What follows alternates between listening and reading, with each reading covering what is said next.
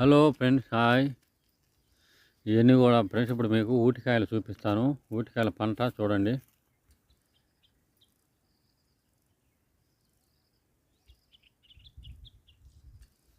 చూడండి ఫ్రెండ్స్, ఇవన్నీ కూడా ఊటికాయలు చూడండి.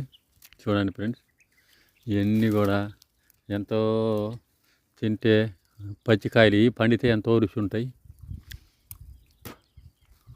మరి కాయలన్నీ కూడా ఎంతో రుచి అయినవి. చూడండి ఫ్రెండ్స్,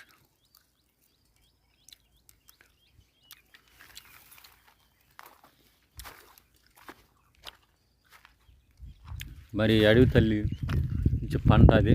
రకరకాల కాయలు, ఊటికాయలని, జానకాయలని, కలివకాయలని, రకరకాల పండ్లు అడవి తల్లి అడవిలో దొరుకుతాయి.